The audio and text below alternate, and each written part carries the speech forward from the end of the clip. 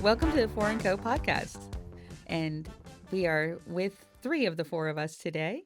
As long as you are with us, you will also have Bubba, who is at our feet.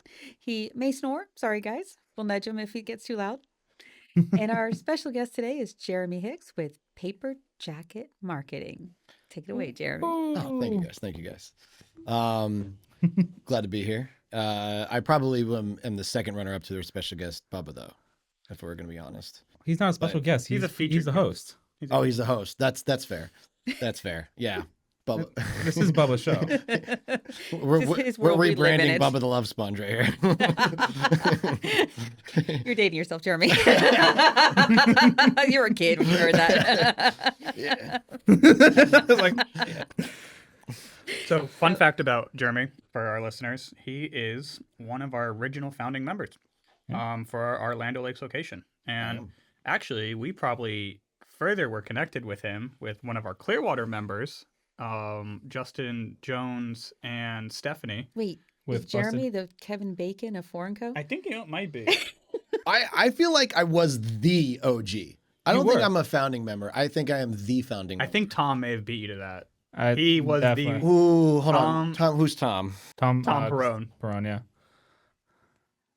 He picked an office sight unseen, didn't even take a hard hat tour, and was like, I'm in. See, here's the problem. I was waiting to find out where your 2-person offices and 3-person offices were going to be. I was just waiting for that. Granted. It wasn't that I wouldn't have signed. I was the first inquiry. Actually, first office inquiry, I'll give you credit for that. Yeah. The first time I ever met you guys, I was talking about the new office. Yeah. Never thought it would happen. Like, You this was okay. Hold on. Nice idea, guys. But it was Context. The year was 2020. The year was 2020, Exactly. And you're like, we're building a brand new building out in Land O'Lakes, and this is the starting price. I was like, it'll never happen. You were not wrong, because that was the thought of most bankers at that time. The rejection is still kind of fresh. No, when you guys broke ground, I was like, oh, nice. Like, I'll put it this way. I have learned to not listen to anybody until they break ground. Yeah. You know what I mean? So, and to be fair, I just met you, okay? Yeah. Yeah. Why do you got to make me feel like I'm a jerk, okay? You were a jerk. Probably was. I was like, yeah, okay. Well, we'll see. Land O'Lakes. I'll have you guys know that whenever someone would say we're building a place in Land O'Lakes, this is the burb of burbs, okay? Yeah. The Land O'Lakes is the suburbs of the Tampa Bay suburbs, okay? Yeah. So if someone's like, we're going to build a place in Land O'Lakes, I'm like, congratulations on having a building that has office spaces. Like, that's not, I came from the world of like, WeWork, which I didn't even like WeWork. So I had high expectations, right? And at the time I was like, man, I got my own place. Ooh, I got my own place. I'm in this studio in like West Tampa, something like that. And so at the time I was all cocky, and because that's you were what a big shot. But when you guys presented what you were doing, it took a big 180. So my business partner, John, I told him, I said, look, I think we want to move the business over to this place in Land O'Lakes.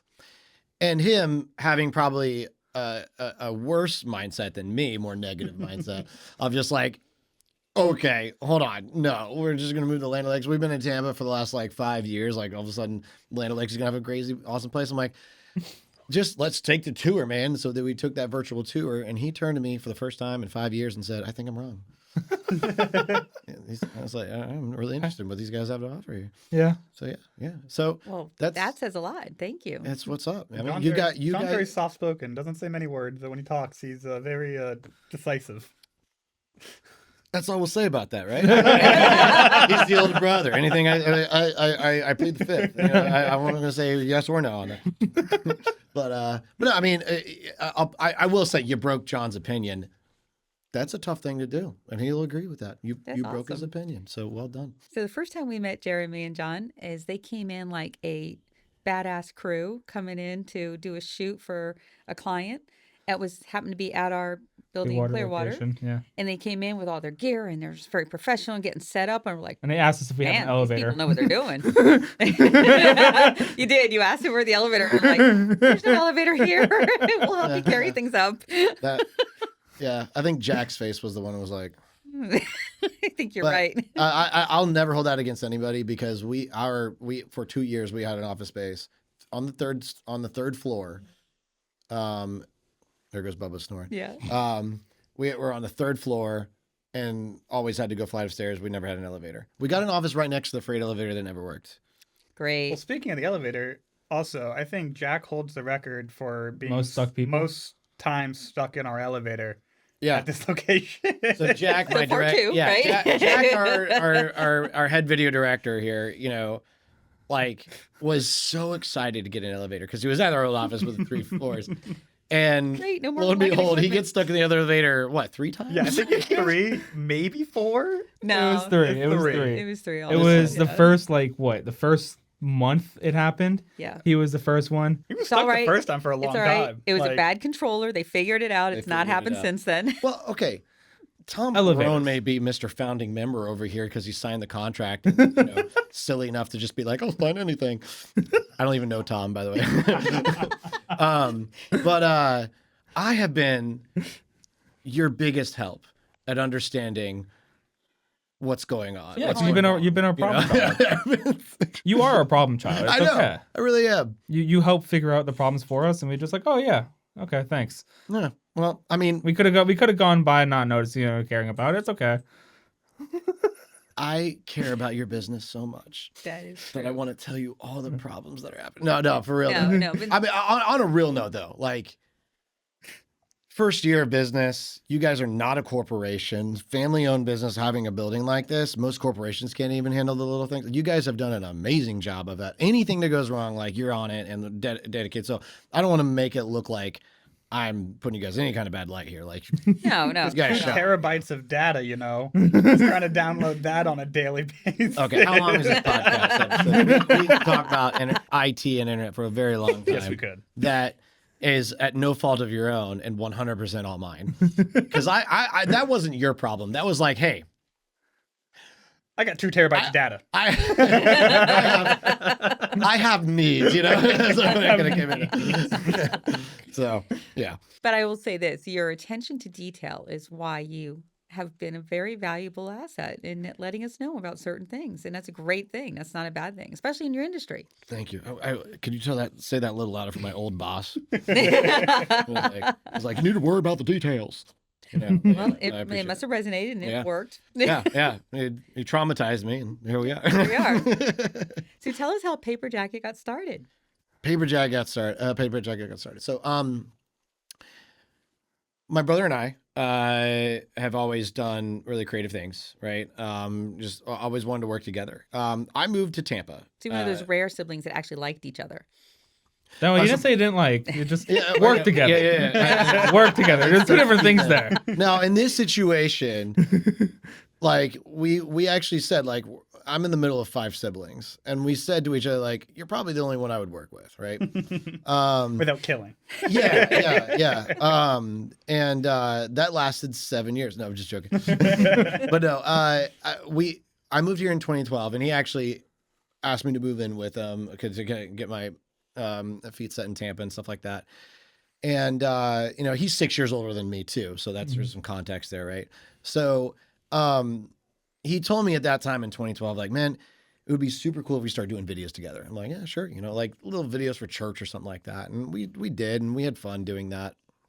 We had no idea what we would do. But one day we went to a Starbucks one time and we're talking like, it wouldn't be so cool to eventually like own a production company. And we said, what should we do? What should we name it? Right. And we thought of the name Paper Jacket. There's actually this picture of me when I was like 5 and him like 10 or 11. And we randomly made a bunch of, made a whole pantsuit thing out of newspaper. And we took a picture of it. And John was like, wouldn't it be cool to name our company Paper Jacket, kind of like, An homage to our yeah, to childhood. that Yeah. picture, right? Yeah. And that's where the name Paper Jacket came from. So you have your own Flat Stanley story.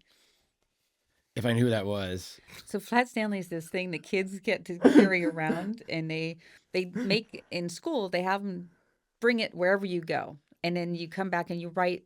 The point is to do a writing exercise. You You have write all about Flat have a Stanley's little pen adventures and pal. what you've done with him. And Flat Stanley is basically a piece of paper that you've drawn and you've cut out, and he just carries. And you take pictures of Flat Stanley with you wherever you've been. So if you've been on vacation, or if you've gone to dance class or soccer practice or whatever it might have been, Flat Stanley goes along. So that's what I mean by Flat Stanley. I feel like in that situation, if that's what you're saying, I feel like John and I are each other's Flat Stanley. You know, Great way to express no, it. I'm not. Yeah, because actually, the first going back before Paper Jacket, the first truly creative project, like high end, right? Creative project that John and I worked on together. Because again, he's 6 years older than me, so like growing up, we didn't do a whole lot when we were kids, other than making a paper suit, paper jacket, right? But like. And when I was in college, when I went to film school, and what you do is you audition sort of like your idea, your pitch, and the college would give you like $1,000 to help make that short film happen. So they'll only select like 4 projects out of like the 80-person group. Okay, so everyone's pitching their idea, right? And so I was one of the 4 that got chosen for my short film idea, and this is like, you have to treat it like it's a feature film kind of thing. And this is in 2011 when stock music was not a real big thing at that time and stuff like that. It was a little harder to create stuff, but I made this short film so that we would own everything and everything, so that I could put into a contest, that kind of thing, right? A festival, that's what I'm trying to say. And I asked John to do the score for it because he's a musician. And at the time, he was living in Tampa, and I was out in Orlando. And so I asked him to do that, and he said, sure. He wrote a piece on it, and I hands down, that score is what made that. Like, he was my John Williams to Steven Spielberg kind of thing. Except I probably was like, not Steven Spielberg, but he was John Williams. So like, because actually at the fest, like we actually ended up winning first place at one of the festivals we entered it in. By the way, entering a short film into a festival is way harder than you'd ever think. It is, Like, yeah. Never thought it was like, you think it would enter Just like, everywhere. oh, here's the It's video upload. dramatic. There you go. Yeah. No, man, I don't know. Put I don't your know if it's heart different and now. soul into But something, and then you're like, someone has to judge us now. Oh God, I don't want someone to judge. no, this. it's just getting it submitted. The stupid thing. Really. So I can't. There has to, like, you have to have a certain format, certain timeline, certain everything, and then on top of that, you also have to show in like assets, everything you put It into takes it. several hours just to submit an application for Wow. it to go to a film festival, and so by the you're like so many times, I'm just like, I don't know. And they verify you like 20 different times. Is all this your property? Yeah. Make sure that you don't have any sort of like Copyrighted random or something. copyrighted Yeah, piece okay, of art gotcha. or music or anything like that. Yeah. So I entered this. This The film score of the festival. century. Yeah, it was in like Boca Raton. And that's what I had to go to get the award. Anyway, but I remember like being asked like, "Hey, where'd you find that music?" Or who made the music? And I was really proud to say it was John. So that was our first like big gig together. But anyway, to go back to Paper Jacket. So we thought of that idea, right? Paper Jacket. But anyway, years went by. And I found myself kind of becoming this like division director at a construction company. And and John was needing a kind of, he had just gotten like this part-time freelance gig. So he was looking for another part-time job to add to it. I was like, oh, this would be a great opportunity for me to hire him on to do some marketing help for us, because I was kind of a one-man show and then I needed some help. And so got him on. He was helping out with the website stuff, graphic design stuff, all of his talents and everything like that. And I was handling sales, social media strategy, and video for that division. And we did really well with that division, stuff like that. Well, during that time, we thought to ourselves, we should start selling websites. Like we'll just start this like a side gig, like everyone did in 2015. I think the most Google thing on YouTube was like, how do I make money on YouTube? But anyway, we actually started to sell websites. So fun story here. You'll like this. So I was working for this construction company that did repaints. Or really what they did for a long time, they were do painting jobs on new construction, but they wanted to get into the retail side of it, right? For repaints. So that was my job. I knew nothing about painting. I had sales capability, but like, he's like, you now are the retail division director. I'm like, okay, for stucco and painting. I know how paint happens, but actually I didn't because I don't know. You don't even know what the paint comes Yeah. from. You just know that it just goes on walls. I straight up said, like, how am I supposed to know what to price this? And also knowing competition and stuff like that. He goes, here's what I want you to do, Jeremy. You own a house, right? I said, yeah, I just bought a house. I want you to call 3 painting companies and have them come quote your house. Okay. I'm like, Question: did you get your house repainted? I didn't. No. You know how I ended up painting that house? I was able to like I did sell a repaint job, and we ordered way too much paint, and so I used that paint to paint my house. Did you like the color at least? I did actually. Oh, It wasn't bad. good. It was bad. It was brown. So, it's been repainted since. My wife didn't. Your wife like didn't brown, like the color you so know. much, yeah. No. You liked the color. She Yeah. didn't. It was a bit turd block. Yeah. So we so anyway, what was that? Oh yeah. So this one guy, right? I to contact him, you got to go on their website, contact him, come over and stuff like that. This one guy, I won't say his name, okay? Because I don't want that exposed.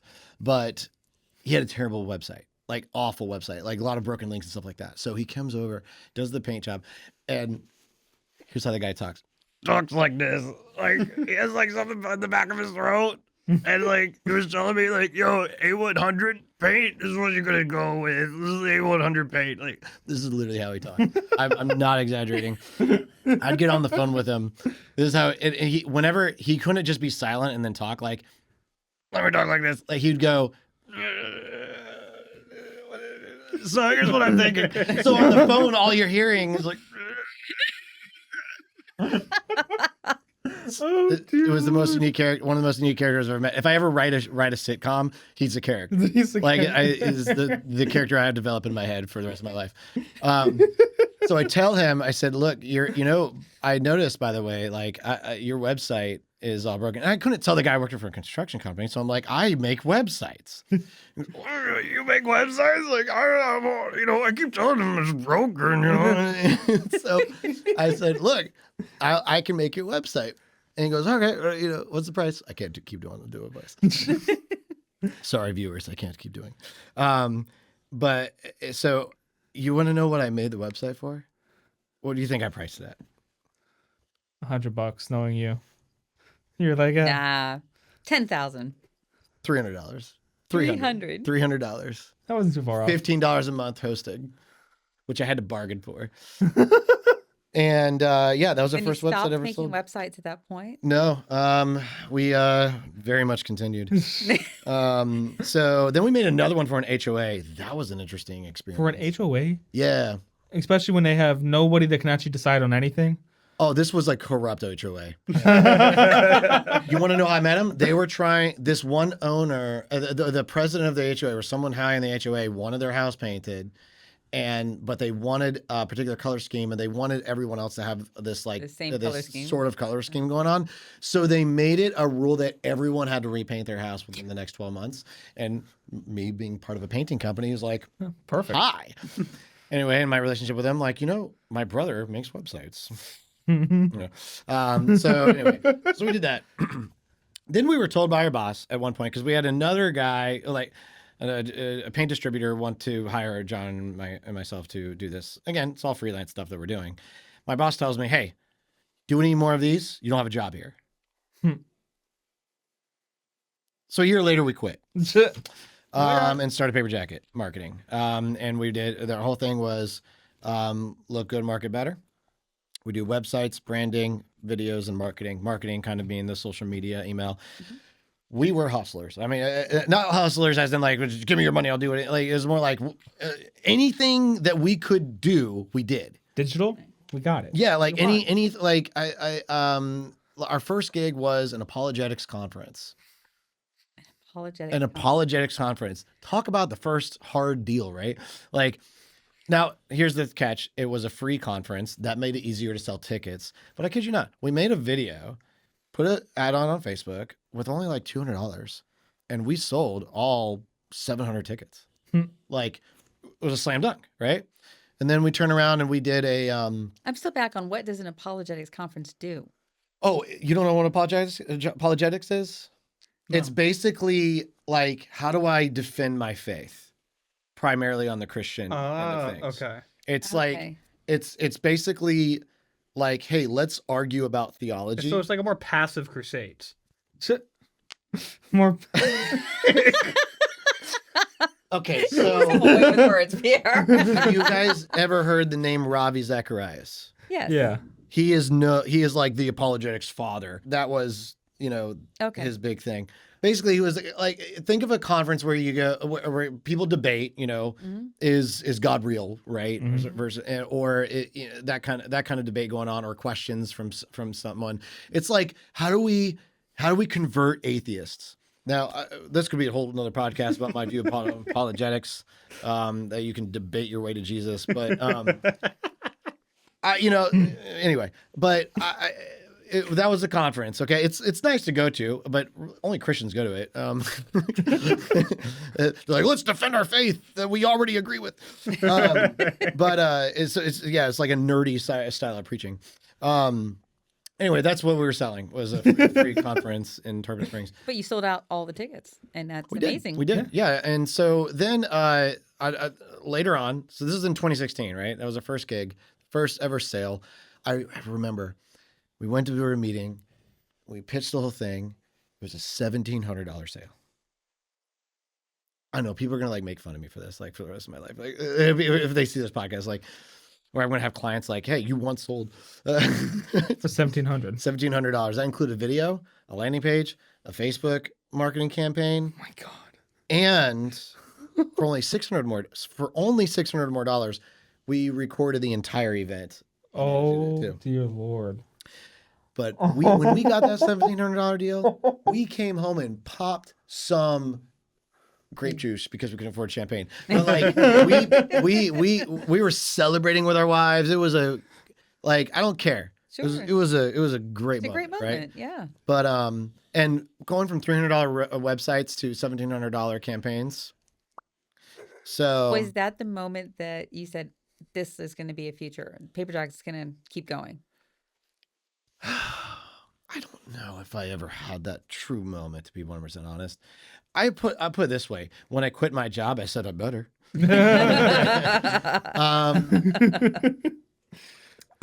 So fast forward like a few months, right? We had this nonprofit who they just lost like thousands of dollars from due to a split and stuff like that, and they were like in desperate need of help, and their goal was to somehow raise $75,000 at the end of the year, and we're like, it's a big goal, but what we did was we created this campaign video, and which actually featured John's daughter. She was like 4 or 5 at the time, so my niece, and we did this campaign called Give 5, Ask 5. So give $5, then ask 5 people, right? Very simple, but it ended up blowing up, and we were able to gain over $100,000, I think, Wow. if not given, at least pledged. And so that was a big hoorah. It's huge. Yeah. That was probably the moment.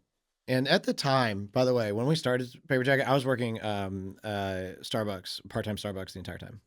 And it was like, I want to say March or April of 2017, right after we got our office. I think when we got our office in January of 2017, that's probably when I was like, this is going to happen. Mm-hmm. This like little dinky closet office that we had, but it was ours. Yeah. And which we got after I was at Starbucks editing, and I dropped a hard drive. Like, it fell off the table. Oh, no. And I lost everything I'd ever shot personally, like before that moment. And Oh, that's and painful. that's when we're like, we should get an office. So like, we now have like this huge server and stuff like that with a lot of systems. Cloud Yeah, backups. like, and my team knows that I am like Never anal again. about it. Like I don't know how to say it. You know, it's a huge backup system, and I'm like backup upon backup upon backup. I've been scarred, man. I know. Hey, rightfully so. I Yeah. mean, So yeah, I mean that's kind of our background stories about where we started, and we've done a lot of great things, but ultimately what it's led us to is really diving into video. Like that's kind of where the direction that it took us. It's where John, I think, always wanted to go to. John's a fantastic creator. He's really good at coming up with ideas and really good at branding and everything like that. And I think we work really well together on that.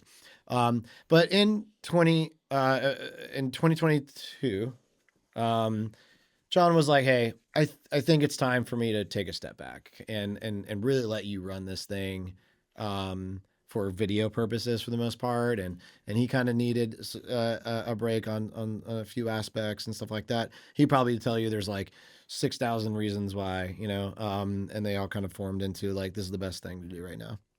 And so that's where John's kind of just still a silent owner. And but yeah, that's where so now what Paper Jacket marketing is becoming is primarily just video, and we assist with some marketing. But our goal is to really help your brand shine, and do so. The video is more important than ever now because like social media became video, just constant videos. oh, yeah, absolutely. So if in 2016 we used to joke around saying like, if you like, you're expected to have a website at this point. Like the website's not a feature; it's an expectation. Video is that extra feature. Now I'd probably say that you can get away with not having a website, but you better have a video. You know, You better have a good Instagram profile that showcases some video. I mean, yeah, like because you can do business without a website. Yeah.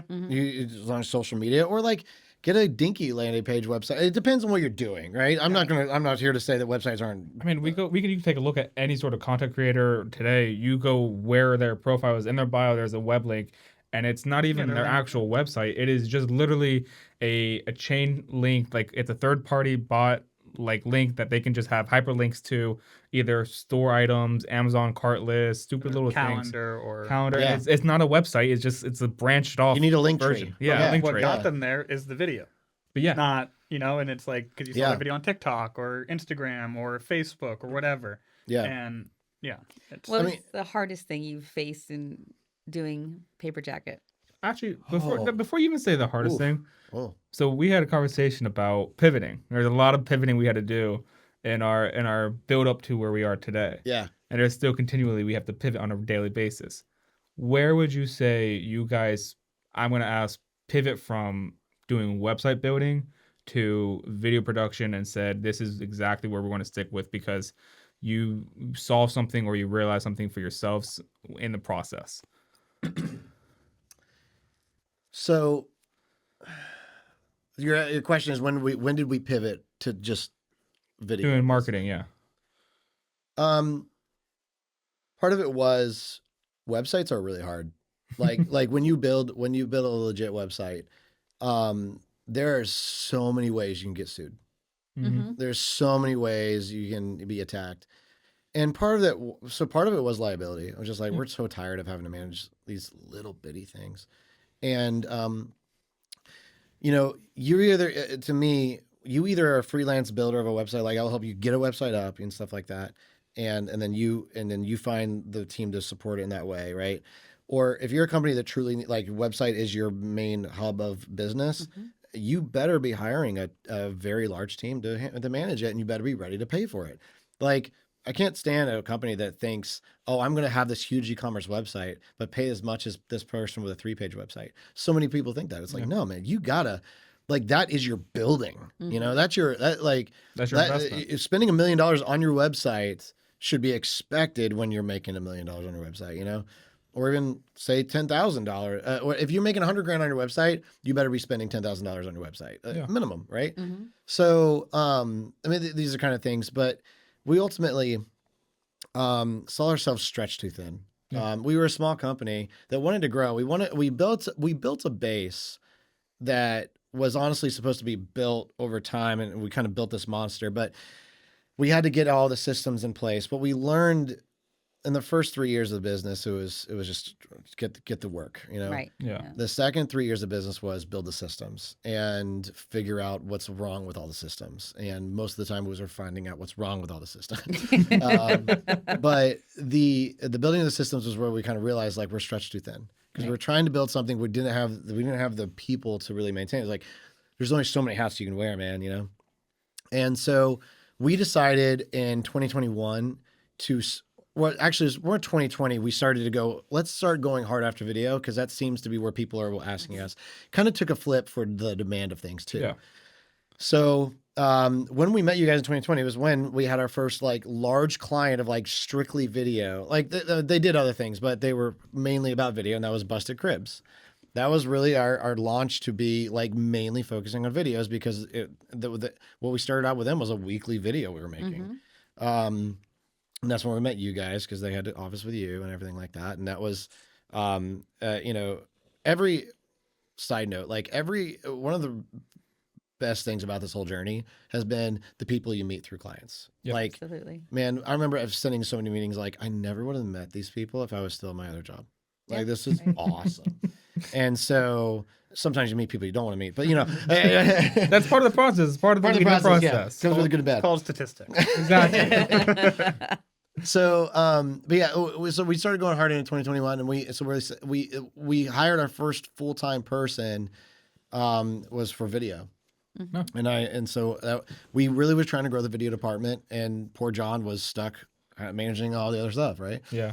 So that was our pivot moment of just like the demand is here, and we're really good at doing this. Yeah. Why don't we keep on pursuing it? And we also enjoyed it. Yeah. You know, like it was fun, and so.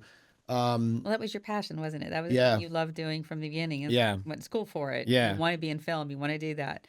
And our biggest pivot probably from video, I feel like we pivoted to like marketing company that mostly does video to now it's like the video, we focus on shorts and stuff, you know, it's a totally different strategy of video that we help do now too. Instead of going from long format, you're going to short format so that you can take that long format you do already, make it into several different short formats that you can then utilize on Instagram, Twitter, LinkedIn, every single business profile that you can imagine. And on top of that, you then have your other links go back to those links. And it's a whole cycle that you get through that allows your clients to have their clients know who they are, they be present and in forefront of their mind as they're surfing the internet. And you're just like, yeah.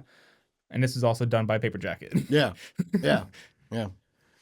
And it takes your job a lot easier too, because you're not on a everyday basis constantly trying to edit down a whole 3-hour clip into something that is a presentable 1-hour clip, and you're like, 3 weeks of work, nice. Yeah, and no one wants to pay for that now either. I mean, but in a good way. But I want to pay for that either. Like that much 3 weeks of work going into one video is a little bit like.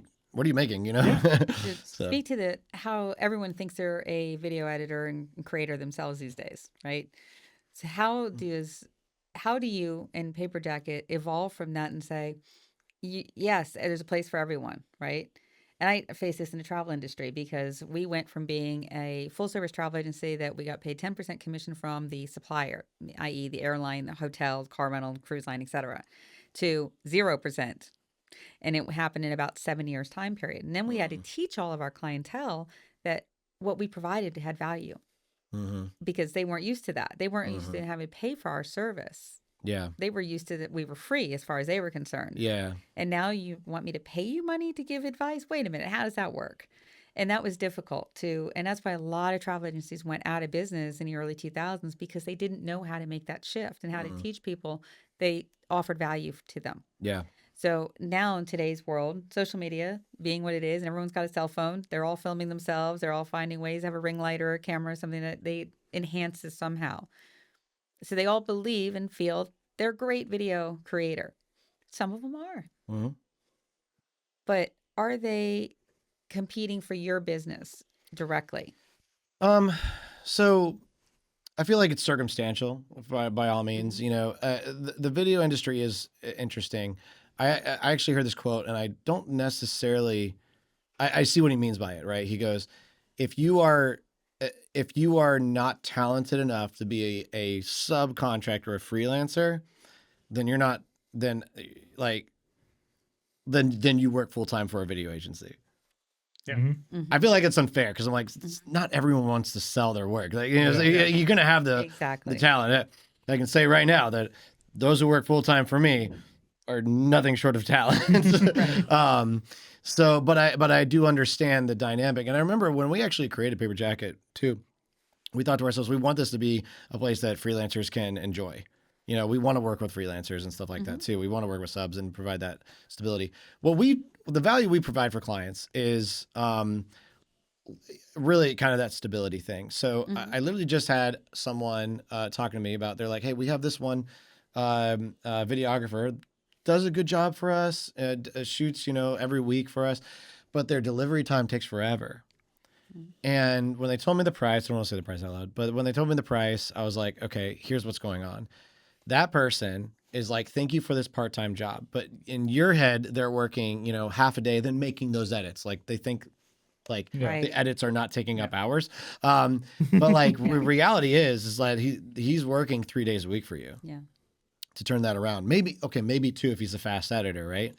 But either way, that's 2 days a week locked down. He was making probably a third of what he needed to make off that one gig. So how's he going to pick it up somewhere else, right? And so when you're doing that, you have to layer it in a way that you kind of have to, he's sticking with that gig, but he's trying to get other gigs on top of it to be able to have an affordable lifestyle. Exactly. And as a freelancer, you're not just building, you have less overhead, but different than an employee, you actually do have overhead. Yeah. Still your camera, still your equipment. So a lot of freelancers don't know how to price it, and then they end up hurting you in that way. I mean, like the film industry is built to be, let this production company put together the idea and all the organization and the budget correctly, then we'll get the freelancers involved and stuff like that. That's typically how a production is. Like most people who work on an actual film or like reality TV kind of thing, almost everyone on set's like a sub. You know, hardly anyone works for the production company unless you're a producer or director, maybe even DP, right? So what Paper Jacket tries to provide is make it really easy for the client. Like we're trying to make the process easy so you understand. We'll worry about all the scheduling things and figure out how to help you find that. So there's that value.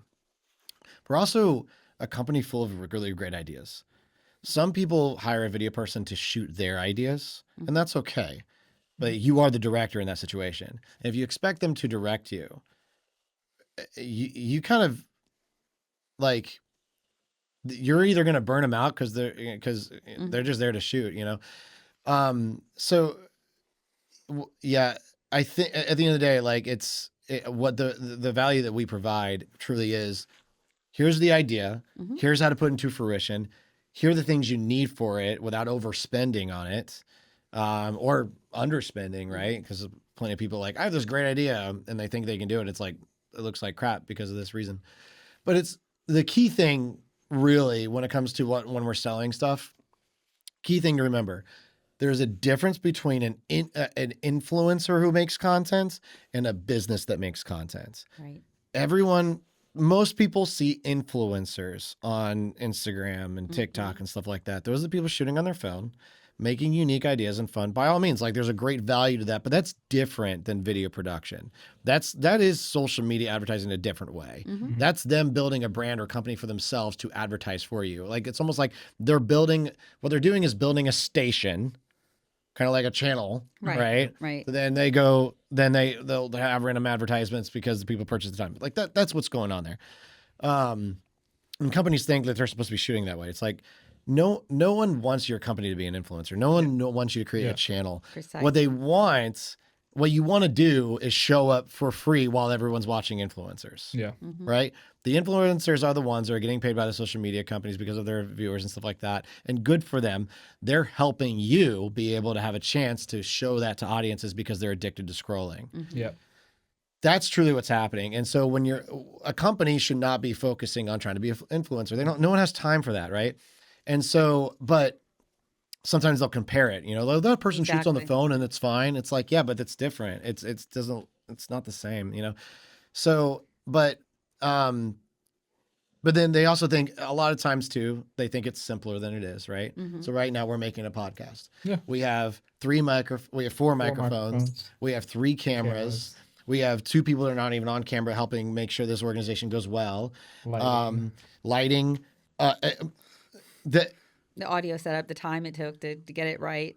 So it And it's sounds funny good. because like when you bring this in, it's like it's all little details. For you, it's like, yeah, these are the basics. Like this is our standard, yeah. right? And it's kind Yeah. of like funny when people like come to our building and walk around. They're like, you guys thought of everything. It's like it's kind of our job Yeah. to think of everything. But And, like, if you're a company that let's say you're okay, in your situation, you're a company that sells a great experience to companies, to other businesses. You have a higher scale office, right? There's a reason your price is what it is, different than maybe another place in Land O'Lakes where they just like, here's an office and a desk. Yeah, it's practical. It's like office, desk, internet. That's all you really need. Yeah, but do you want this experience? Do you want this level? Do you want this? You know? Yeah. So now, what if you just made videos with your phone? So you're going to make video Exactly. that represent that brand Yeah. because it's cheaper? No, you need to make videos that represent Right. what you're offering. Absolutely. And so a lot of these companies that say, well, we'll just stick with this. I'm like, fine, you're representing your brand to be a lower quality. And that's up to you. Right. Right. So the value that we bring, you want to elevate your brand. You want it to be an easy process. Right. You want to make sure the budget is the budget. Mhm. You want to have ideas coming in to where you're told what to do rather than having to think of everything. Mhm. That's the value we provide. Absolutely. And that's where we're going to be different than any other freelancer. I that- wholeheartedly agree. and to have full disclosure, Jeremy does do, and Paper Jacket is our marketing for us. So Oh, it's told him. I told him. Cat's out of the bag. But it's honestly, and to kind of speak to that as a client, it's my biggest fear as a person who is not necessarily creative in the traditional creative way. I'm more creative with spreadsheets and structure, Yeah. in that sense. But was the amount of times I've had to be my brother's cameraman or holding a wire guy Mhm. or whatever it may be, and his freestyling of You're it the all PA. and his style, like it's kind of scarred me forever of like lack of organization, like lack of this and that, and like that's just how he does It is stuff. organized just so much so that there's so many more that it could be more organized. Yeah. Just as a one-man band, you're just like, I there is enough organization as it is. Try to add more to it. I won't even get to doing the job itself. Granted, and it was one of those things where just had a bad taste from filming experiences because there's a lot of waiting around, a lot of prep, a lot of this and that just for 30 seconds of shooting or whatever Welcome to it may the world be, of the movies. right? And so, but filming with you guys is honestly, it's so easy. Yeah. It's literally just like showing up for another meeting. Like it's not, you're not wasting an ounce of a minute because you guys are busy, your clients are busy, and it's one of the things that, but you're also getting the attention you need, which I've very much like enjoyed the whole experience. It's not, you may have other stuff going in the background, but like whatever is going on in our set is going on in our set and is being paid attention to, Mhm. right? So, and it's one of those things where I've said in one of our previous episodes is planning, communication, and organization. You'll be successful in anything, and like those are like the 3 things that you guys are really good at. Like between like just like you guys as like a unit, and then like with us as like clients, it's been something that like I think is one of the main reasons for your guys' success. And I think as a client, it's true. I appreciate very much exactly what Pierre was saying, that I don't have to do that thinking. Pierre doesn't have to do that thinking. Rami doesn't have to do that thinking. You guys do that for us and you execute on it, but you also come prepared to a meeting.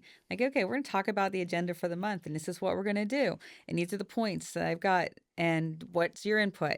And then you get some nice feedback back and forth, but it's not just you going, okay, well, I think maybe kind of sort of, and then you kind of just flow off of that, but you actually come with a full agenda laid out, process how you're going to do it, what the steps are going to be, and how you're going to take that on.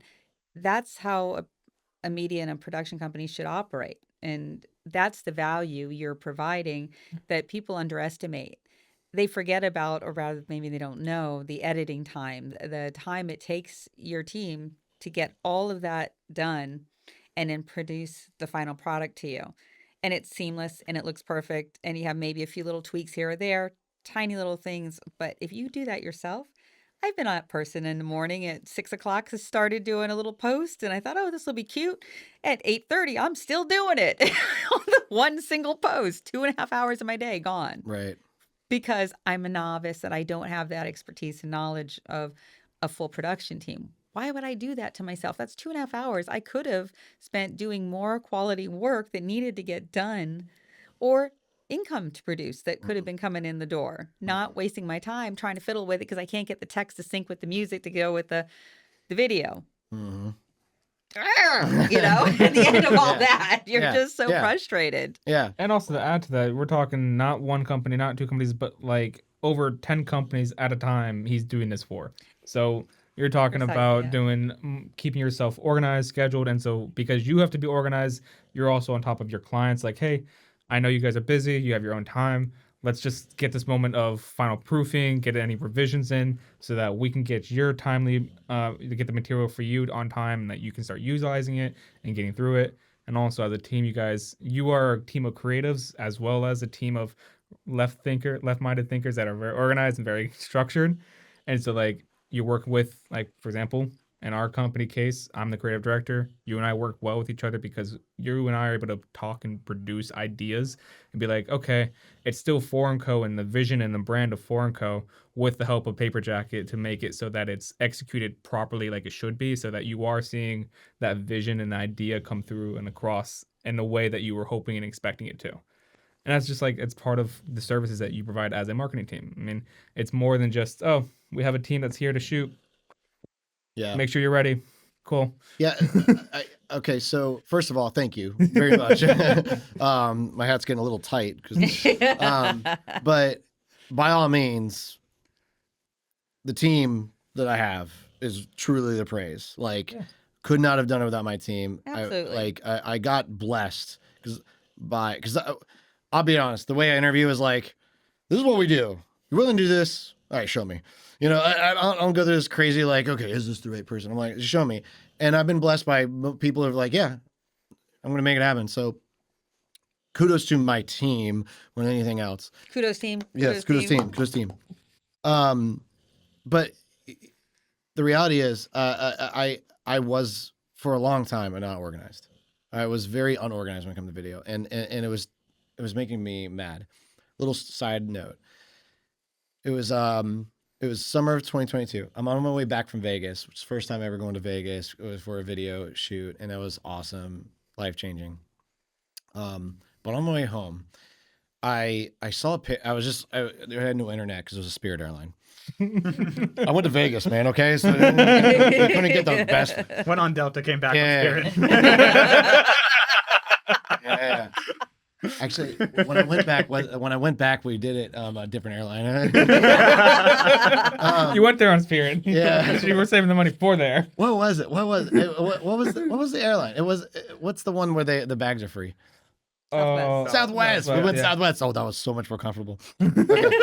So actually, you came back with money from Vegas. Is what it So we sounds went back like. again, and we went Southwest, and because that time Jack went, and he was like, "We're going Southwest." Anyway, so I'm on my way back. I'm looking through my phone because pictures, like, it's the only thing we could do, and it was a shared album with me, and I'd gone on like a friendcation thing like 2 months earlier, and we're at the lake, and I saw like there was like this guy, a shirtless guy. I said, "What was that?" And I zoomed in. I'm like, "Oh my gosh, that's me." I was at like 220 pounds at the time, and I'm like, man, I need to get in shape. Like, I'm just tired of this. So it was around that time I said, let me get in shape. So I started going, but I'm like, I need to not overthink. This is what I always do. I always overthink something. Like, I gotta go crazy. And I'm like, you know what? Just find a way to do, like, cut out sugar for as much as you can, and then try to go to the gym at least once, maybe twice a week. So that's what I did. And all I did was focus on consistency. And suddenly with that mindset, I was like, focus on this consistency and this consistency. And then I started to realize after I lost like 40 pounds. So That's right. yeah, right. Good job. I realized it just comes down to consistency. Like success comes down to consistency. Yeah.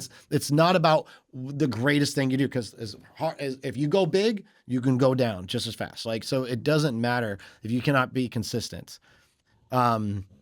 so what I thought to myself was the only way to actually make a lot of videos, because at the time I saw quantity of videos is important, but how do we do it with the right quality and production budget, right?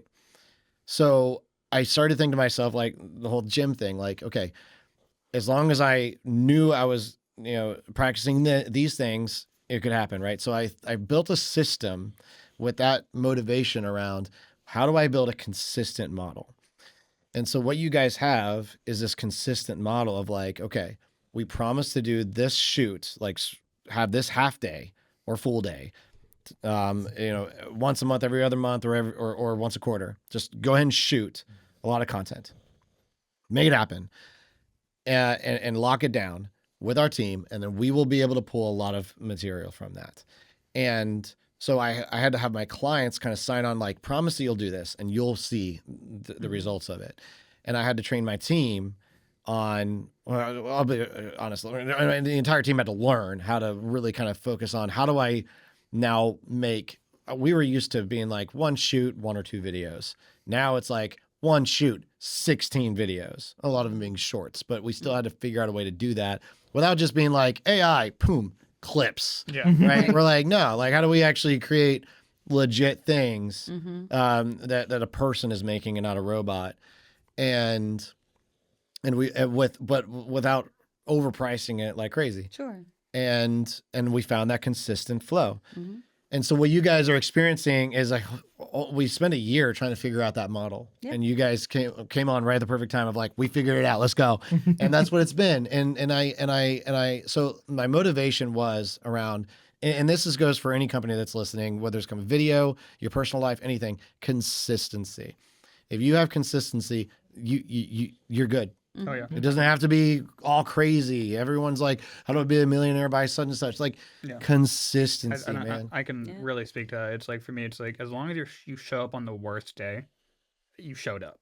Yeah. Right. And it's like, and You're in the trenches. You were there. And as long as you're there for that day and you keep coming back more and more, like, that bad day then turns into a good day. And then you kind of like, it's kind of like my little saying I've always said is, you can never bat 1,000. Like, there's no one MLB player who's ever bat 1,000. There you go. Unless you're doing BS statistics back from like the 1910s. Yeah. Like, let's go talk about baseball, because we're all baseball. An amazing average for a professional baseball player is being able to get on base a third of the time. Yeah. Yeah. So So you're considered like one of the best. that means 2/3 of the batters. time you're doing nothing for the other team. Yeah. You're having the worst time at the plate 2/3 of the time. Like you're almost, there's a lot of statistics, right? But you're kind of worthless to the team 2/3 of the time. Yeah. That doesn't exist in life. Yeah. like imagine that was at your job. Like, I show up a third of the week, but no, but they're showing up. Yeah. They're showing up and trying. But ultimately, it's about your average. It's about your average, and the only way you can do that is consistency, right? So like, it's not about how many posts you make a day. Right. It's about how many. It's not like, oh, I commit to, or it's not about. Let me say that differently. Like, you just simply committing to doing videos consistently will help you grow your social media. If you're because posting consistently on social media will help grow your brand. If you grow your brand, or if you are posting consistently on social media and growing your brand, you will consistently receive leads. If you're consistently receiving leads, you're consistently closing sales. If you're consistently closing sales, You're consistently making revenue. It just flows, right? And so when someone says, "What does a video truly get me?" I said, a video gives you a consistent way of making money. Yeah. That's what social media is today. People need to stop. And oh, by the way, if you're a company that only like, you guys aren't trying to advertise to people in California, Exactly. right? We don't have a location. So when you have 100 views on a video, stop freaking out. Yeah, right. It's exactly. 100 people, and your local audience is solid. Like.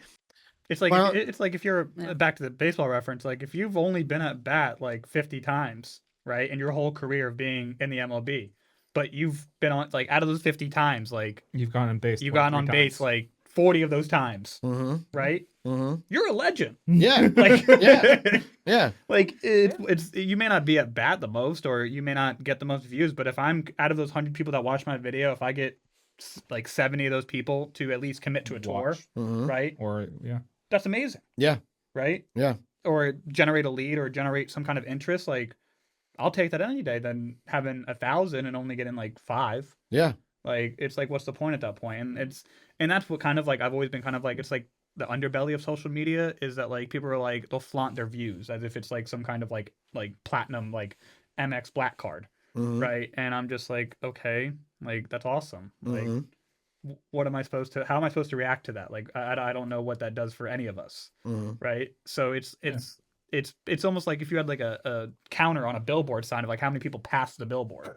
Yeah. It's like, okay, great. Like, Yeah. how many Yeah. people have you converted from that billboard? Or, Right. you know, and it's kind of, Like by all means, there is metrics. Yeah. Like There- I exactly. like data is important to me, but it's important though that we realize what, like, What's valuable data? Yeah. and Yeah. what's just data that's just I mean, there. okay, it's, if you're a local company, how much money are you making by putting a banner on a little league, fence?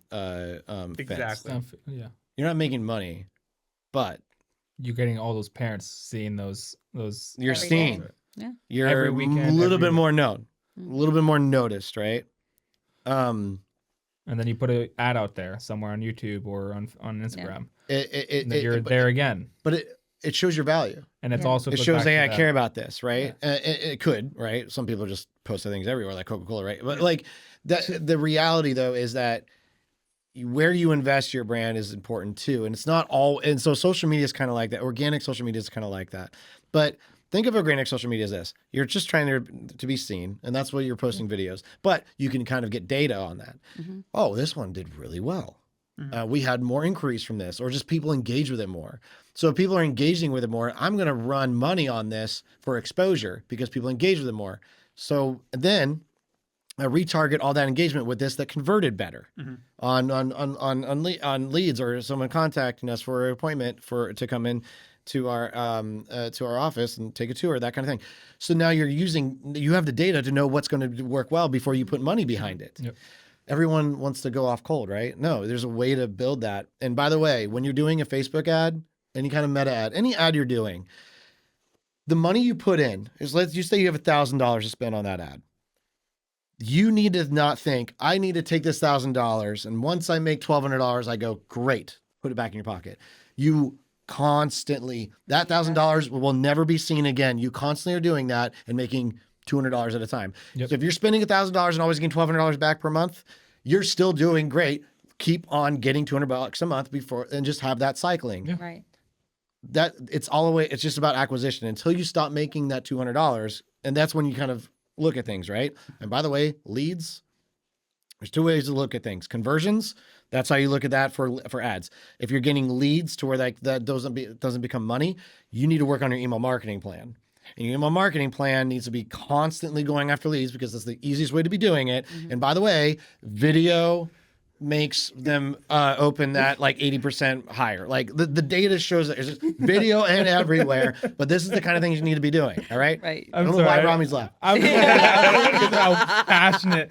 And this is the marketing of you coming out, the passion of you, Jeremy, and marketing. It's like, I love you it. need to do this, guys. Come on. Just statistically, it's tell just you. proven you got to do this. I can't tell you how many times a client has canceled because they said I didn't make $1,000 on my $1,000.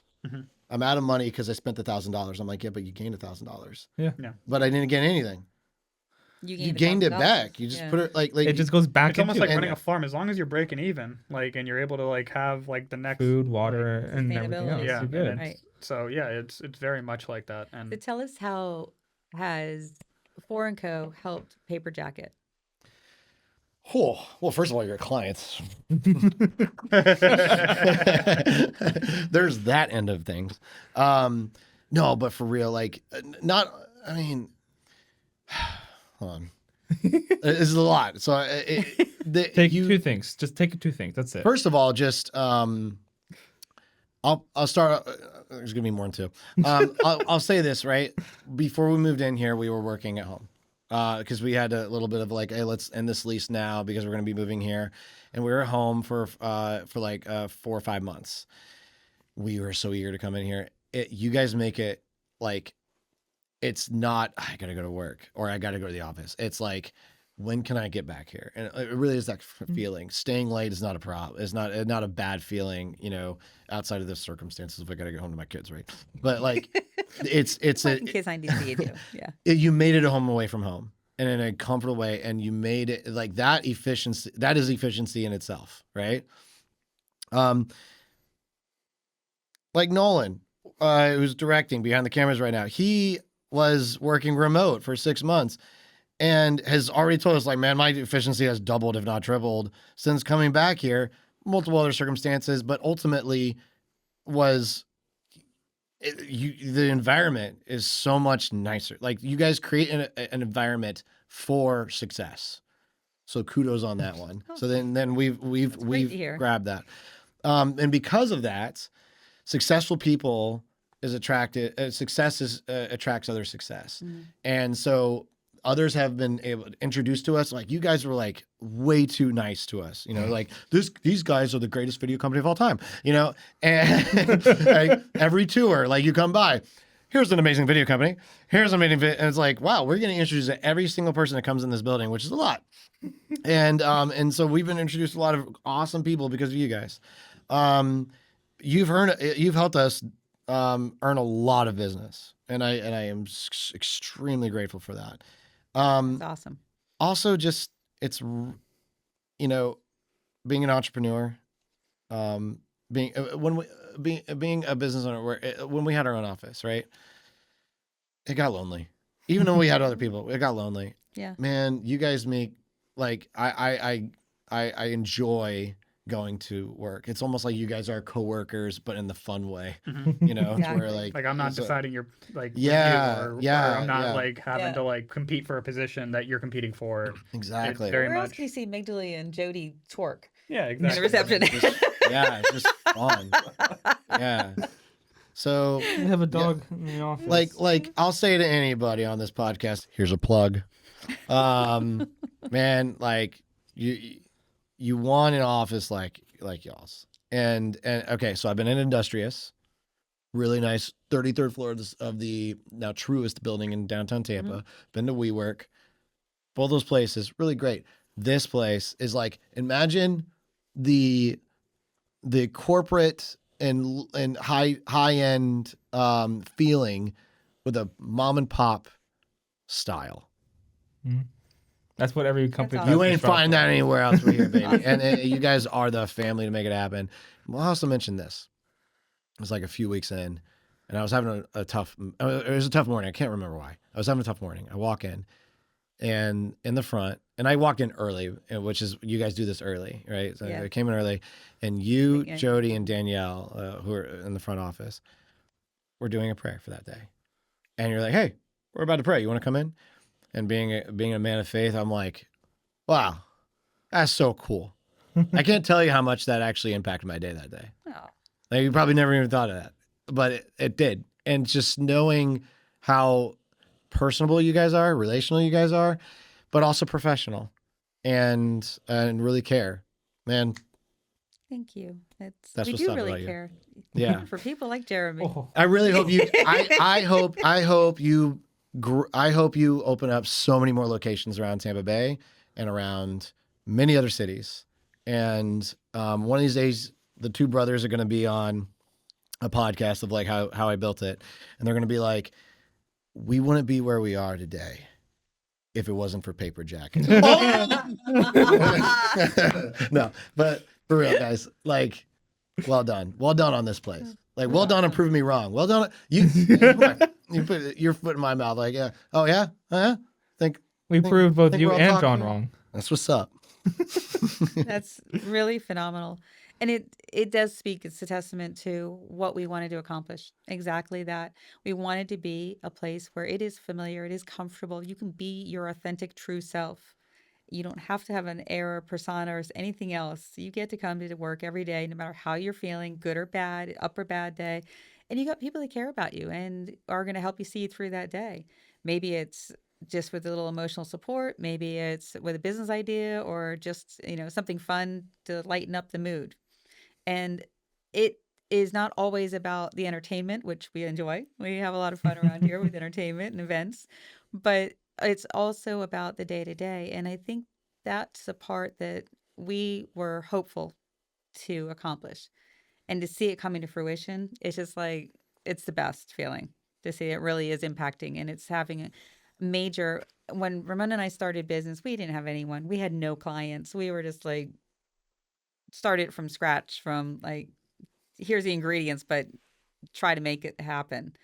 And we went through all the steps, through the adversities, through the pivot points, through the things you have to do. And we made it through and succeeded, where a lot of agencies fell down because they just couldn't. It's just hard. And not that they're bad at what they do, but there's a lot of aspects in owning your own business and in day-to-day operations, and how do you make it succeed and sustain. But then it can also drift you into, that's all you're doing is just sustaining, and that's all you're doing every day is working, and there's no time for anything else. So we didn't want to be those people that didn't have an impact and to help others. We want to be that where we can help and impact, whether it's just give some advice or give a good place that gives them a place they would look forward to going to work every day. So that thank you, because that really does mean a lot to all of us. Because that's something, each one of us have an aspect and a part that we contribute to. And Daniela and Jody are phenomenal. And we'll get on another day. We'll talk about how we met and how we stole them. Because we did literally steal them. Yeah. Oh, no, it wasn't steal. Just we gave them the exit plan. Well, thank you guys so much for having me and doing all this. Thank you, Jeremy, for being with us today and sharing your Absolutely. experiences and business adventures. And we'll see you next time.